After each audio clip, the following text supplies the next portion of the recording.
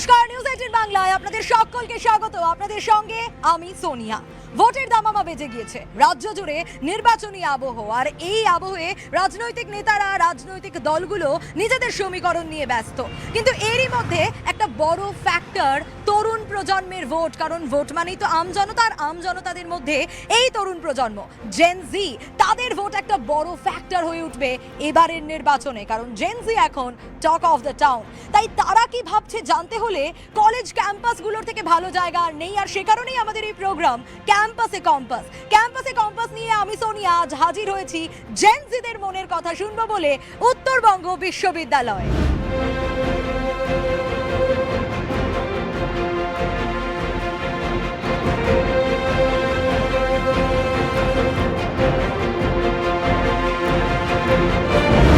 আর উত্তরবঙ্গ বিশ্ববিদ্যালয় যখন এসে গেছি, জেন জিদের যখন পেয়ে গেছি, তখন তারা কিভাবে ভাবছে সেটা তো জানতেই হবে তাদের কাছ থেকে। আর এই মুহূর্তে এক ঝাঁক তরুণ প্রজন্মের সকলে আমার সঙ্গে রয়েছে, আমি সোনিয়া রয়েছি। আগে জানতে চাই তাদের কাছে তারা কেমন আছে। হ্যালো এভরিওয়ান, সবাই কেমন আছো?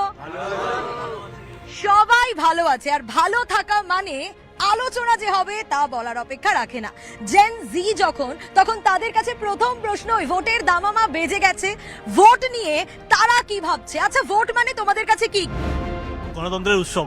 আচ্ছা, ভোট মানে উৎসব না রাজনীতি? কে কিভাবে ভাবো? উৎসব, উৎসব। কে কে উৎসব বলবে? ভোট মানে কি শুধুই উৎসব, রাজনীতি নয়? আমাদের কাছে কিন্তু একদম সত্যি উৎসব, কিন্তু জানি না কারোর কাছে হয়তো রাজনীতিও থাকতে পারে, কিন্তু আমরা তো উৎসবই মানি। ভোটে যেমন জনগণরা পার্টিসিপেট করে, ঠিক তেমনই অনেক রাজনৈতিক দল পার্টিসিপেট করে এবং তারা সরকার গঠনের চেষ্টা করে। তো এটা স্বাভাবিকভাবে রাজনীতির মধ্যে পড়ছে, কিন্তু তার পাশাপাশি এটা জনগণের উৎসবও, যেখানে তারা তাদের অধিকার প্রয়োগ করে। রাজনীতিক আমার মনে হয়, কারণ আমরা যারা ভোট দেই, আমরা হয়তো সবাই যারা বাইরের থেকে পড়তে এসেছি তাদের জন্য উৎসব, কারণ আমরা বাড়িতে যাই, সবাই একসঙ্গে হয় সেখানে। কিন্তু রাজনীতি এই কারণে, কারণ বিভিন্ন রাজনৈতিক দল তারা ভাবে নিজস্বভাবে যে কি করে আমরা ভোটারদেরকে নিজের কাছে নিয়ে আসবো, বা পরবর্তীতে আমরা কি করে আমাদের প্ল্যানিং করব যে যাতে আমাদের সঙ্গে ইউথরা থাকে বা ওমেন যারা মহিলারা আছে তারা সবাই আমাদের সঙ্গে থাকে। তো তাদের পক্ষে সেটা রাজনীতি হতে পারে। ভালো কথা একটা বলেছে, যারা ভোটার তাদেরকে কিভাবে কাছে টানবেন নেতারা এটা ভাবতে থাকেন। জেন জি এখানে যারা রয়েছে তারা সবাই খুব ছোট। তো জানতে চাইবো যে প্রথমবার ভোট দিচ্ছ এরকম কেউ রয়েছে এখানে যারা first time voter? First time voter যখন পেয়েছি তারা স্পেশাল বটেই, তার কারণ তারা কিভাবে ভাবছে, তাদের কাছে ভোটটা কি একটু দেখি।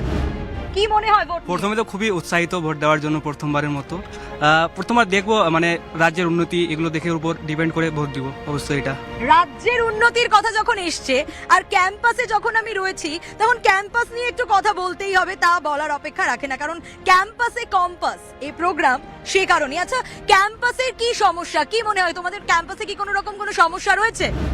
আমরা দীর্ঘদিন ধরে যেটা দেখছি যে রাজ্যপালের একটা ইগোইস্টিক ম্যাটারের জন্য আমাদের বিশ্ববিদ্যালয়ে দীর্ঘদিন ধরে ভিসি নেই।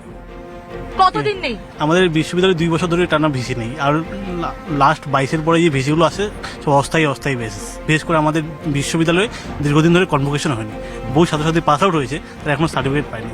তো সেই বিষয়টা একটা খুব সমস্যার মধ্যে দিয়ে যাচ্ছে। আশা করছি যে তাড়াতাড়ি ভিসি আসবে এবং এই সমস্যাটার সমাধান হবে। ক্যাম্পাসে কম্পাস এই প্রোগ্রামের কারণই সেটা। শুধু যে আমরা মজার ছলেই তাদের কাছে জানতে চাইবো তারা কি ভাবছে তা নয়, তাদের সমস্যাগুলো আমরা তুলে ধরবো, তার কারণ সমাধান প্রয়োজন। যে সমস্যা উত্তরবঙ্গ বিশ্ববিদ্যালয়ে রয়েছে সেই সমস্যার কথাও কিন্তু তারা বললেন।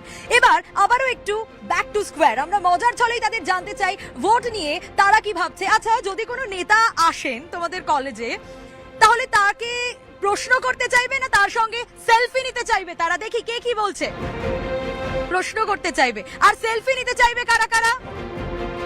সেলফি নেওয়ার সংখ্যা নেতার সঙ্গে বেশি, কিন্তু কি প্রশ্ন করতে চাইবে সেটা একটু জানার চেষ্টা করি। প্রশ্ন করতে চাইবে নেতাকে, কি প্রশ্ন করতে চাইবে?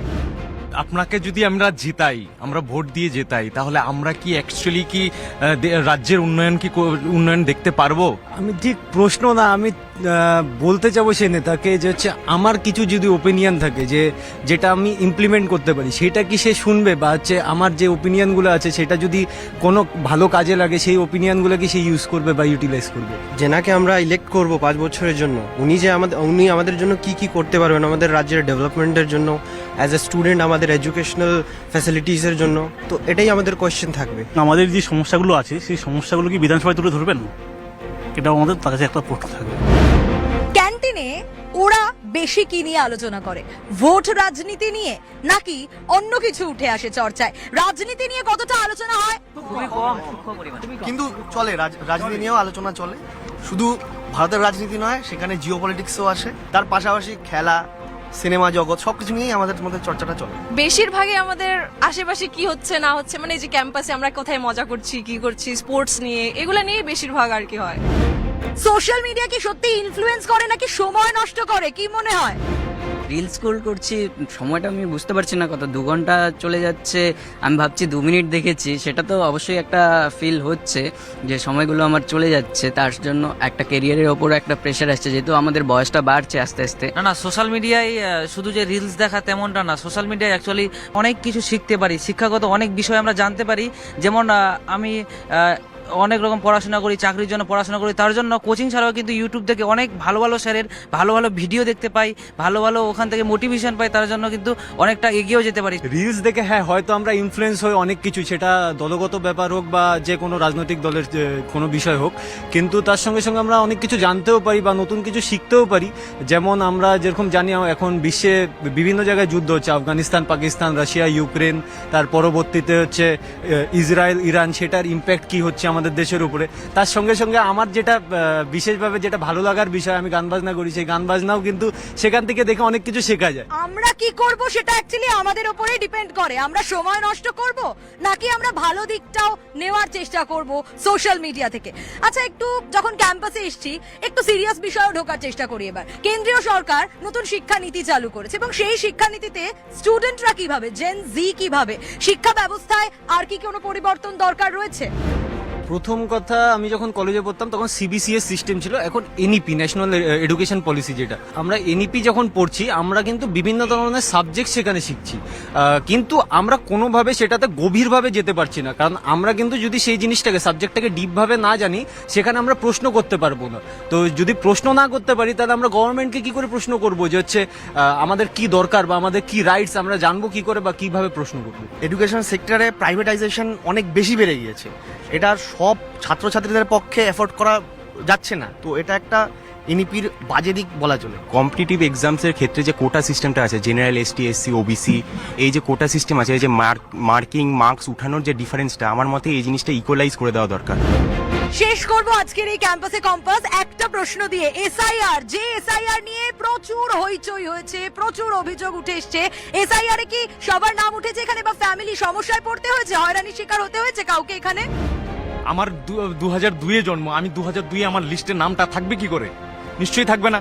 হ্যাঁ, তারপরেও আমাকে হিয়ারিং এ ডাকা হয়েছে। ঠিক আছে, আমি হিয়ারিং এ দেখিয়েছি আমার এটার রাইটস আছে, ওনাদেরও রাইটস আছে আমাকে ডাকার, বা আমি দেখিয়েছি ডকুমেন্টস, কিন্তু এর পরের নেক্সট টাইম আবার ডেকেছে আমাকে, এসআইআর এর নাম ডেকেছে, কিন্তু তারপরে আশা করি যেটা ভালো হয়েছে, আমার নামটা চলে এসছে।